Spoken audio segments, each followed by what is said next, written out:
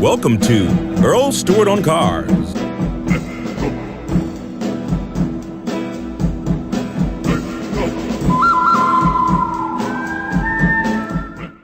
The model cycle varies from manufacturer to manufacturer. It can be 3 years, 4 years, or it can be longer.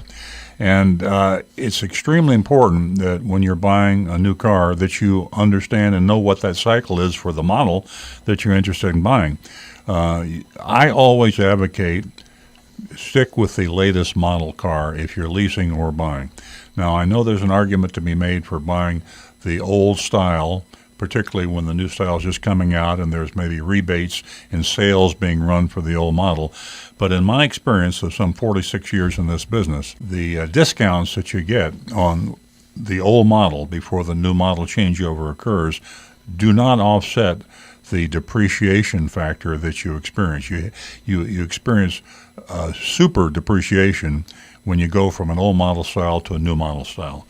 And you just don't save enough money. They lead you to believe you do. The manufacturers will sometimes give manufacturing rebates. The dealers discount it. But in my experience, you're better off to pay a little higher price for the new model. And that's not to say that you want to buy the new model this first day it hits the showrooms, because when the new models come out, the dealers will mark them up. They use the phony Monroney. They mark them up with addendum labels. Sometimes if it's a super hot model, high demand, low supply, you'll see addendum labels for $5,000, $10,000, $15,000, $20,000. When you get a new model Chevrolet Corvette, the dealers will take the sticker price, the MSRP, mark it up $10,000 or $20,000.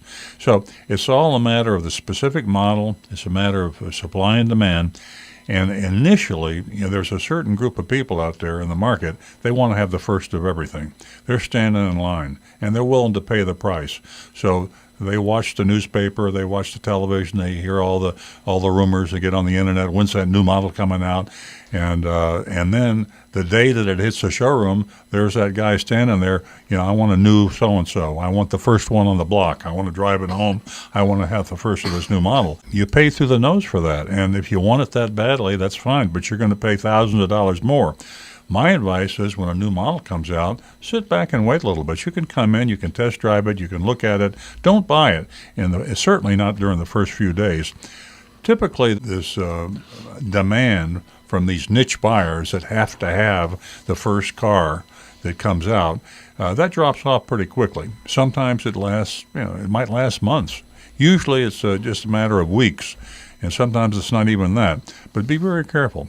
You're better off to wait a month and save $3,000 or $4,000, and that's exactly what can happen. The way you really can be victimized is the salesman who is pushing the old model doesn't tell you that the new model is coming out next week. You could make a huge mistake by not even knowing that the old model is going to be last year's goods when the new model comes out. So get on the internet. It's your best friend. Go to my favorite sites like Consumer Reports. Go to Edmunds.com. Go to KellyBlueBook.com. And do your homework, do your due diligence. They'll tell you exactly when these new models are expected. In fact, sometimes they'll even have tested the model, and you'll know whether it's something you want to consider buying or not. Then when you know the model cycle, you're not going to make that fatal mistake by not even knowing the new model's coming out next week.